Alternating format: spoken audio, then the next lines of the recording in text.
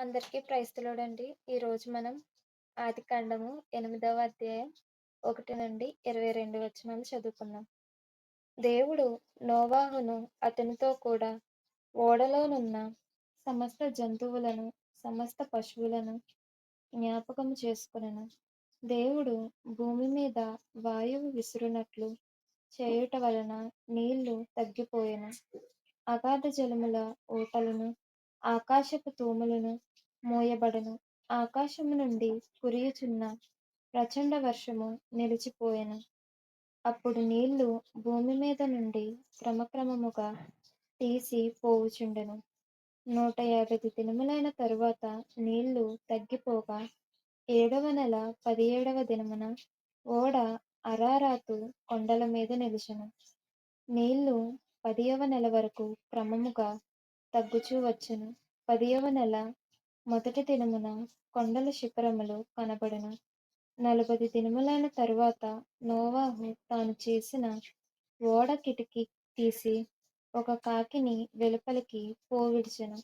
అది బయటకు వెళ్ళి భూమి మీద నుండి నీళ్లు ఇంకిపోవు వరకు ఇటూ అటూ తిరుగుచుండెను. మరియు నీళ్లు నేల మీద నుండి తగ్గినవో లేదో చూచుటకు అతడు తన యొద్ద నుండి నల్ల పావురమొకటి వెలుపలికి పోవిడిచెను. నీళ్లు భూమి అంతటి మీద నున్నందున తన అరకాలు నిలుపుటకు దానికి స్థలము దొరకలేదు గనుక ఓడలోనున్న అతని యొద్దకు తిరిగి వచ్చెను. అప్పుడతడు చెయ్యి చాపి దాన్ని పట్టుకుని ఓడలోనికి తీసుకొనెను. అతడు మరి 7 దినములు తాలి మరల ఆ నల్ల పావురమును ఓడలో నుండి వెలుపలికి విడిచెను. సాయంకాలమున అది అతని యొద్దకు వచ్చినప్పుడు తుంచబడిన ఒలీవ చెట్టు ఆకు గనుక నీళ్లు భూమి మీద నుండి తగ్గిపోయెనని నోవాహునకు తెలిసెను. అతడింకా మరి 7 దినములు తాలి ఆ పావురమును వెలుపలికి విడిచెను. ఆ తరువాత అది అతని యొద్దకు తిరిగి రాలేదు. మరియు 601వ సంవత్సరము మొదటి నెల తొలి దినమున నీళ్లు భూమి మీద నుండి ఇంకిపోయెను. నోవాహు ఓడ కప్పు తీసి చూచినప్పుడు నేల ఆరియుండెను. 2వ నెల 27వ దినమున భూమి యుండెను. అప్పుడు దేవుడు, నీవును నీతో కూడా నీ భార్యయు నీ కుమారులను నీ కోడండ్రును ఓడలో నుండి బయటకు రండి.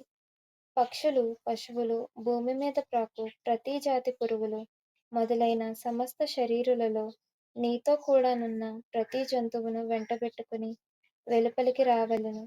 అవి భూమి మీద బహుగా విస్తరించి భూమి మీద ఫలించి అభివృద్ధి పొందవలెనని నోవాహుతో చెప్పెను. కాబట్టి నోవాహును అతనితో కూడా అతని కుమారులను అతని భార్యయు అతని కోడండ్రును బయటకు వచ్చిరి. ప్రతి జంతువును ప్రాకు ప్రతి పురుగును ప్రతి పిట్టయు భూమి మీద సంచరించువన్నీయు వాటి వాటి జాతుల చొప్పున ఆ ఓడలో నుండి బయటకు వచ్చెను.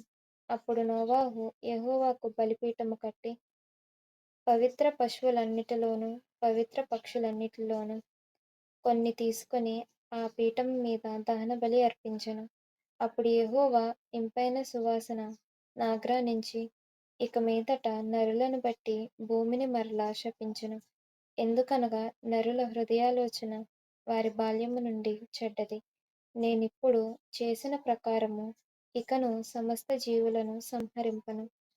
భూమి నిలిచియున్నంత వరకు వెదకాలమును కోతకాలమును శీతోష్ణములను వేసవి శీతాకాలములను రాత్రింబగళ్ళును ఉండక మానవని తన హృదయములో అనుకొనెను. దేవుడి వాక్యమును దీవించును గాక. ఆమేన్.